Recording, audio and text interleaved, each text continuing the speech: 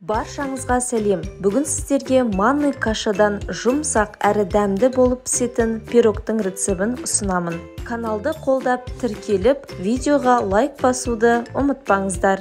Бөлме температурасында 1 стакан айран, 1 стакан манная круп, жақсылап барлығын араластырып аласыздар.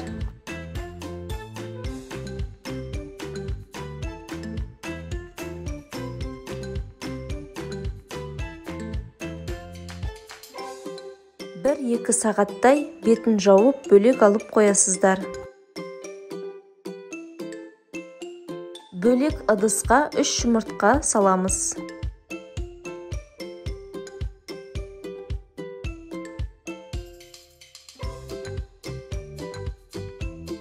Бір стакан көлемінде қант салдым. Егер тәттіні қатты ұнатпасаңыздар, онда шекерін аздау салсаңыздар болады. Қант пен жұмыртқаны жақсылап араластырып алыңыздар.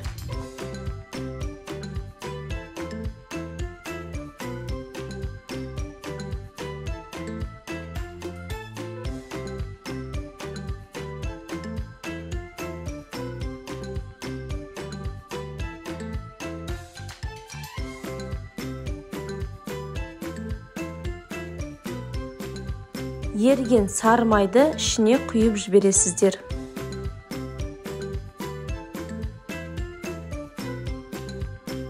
Енді біз жаңағы қоспамыз дайын болды. Соны қосып қайта араластырасыздар.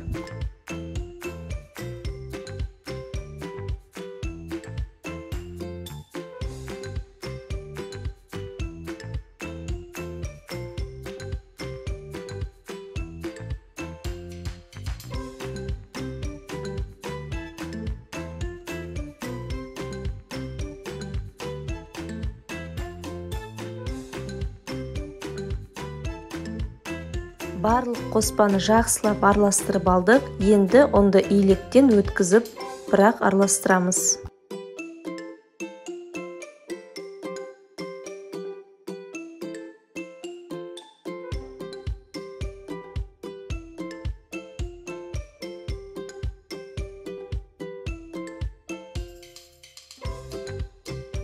Бір ас қасықтай қамыр қопсытқыш саламыз.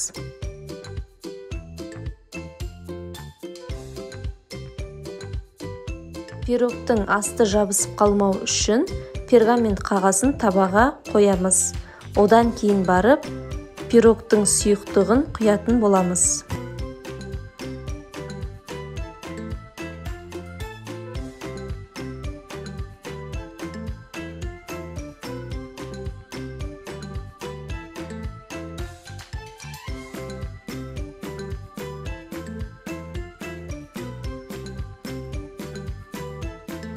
«180 градуста қызып тұрған пешке жарты сағаттай пісіріп аласыздар.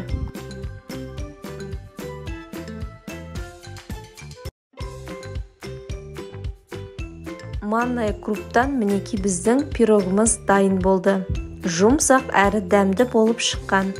Достар, бұл пирогтың рецебі бір жасағаннан ұқсап шығады екен. Дәмі өте керемет, шаймен ішкенге таптырмас пирогтардың бірі деп айтсам да болады. Видео ұнаса лайк басып, каналыма тіркеліп қойыңыздар. Жаңа видеоларды жіберіп алмау үшін қоңыраушаны басыңыздар. Келесі кездескенше сау болыңыздар.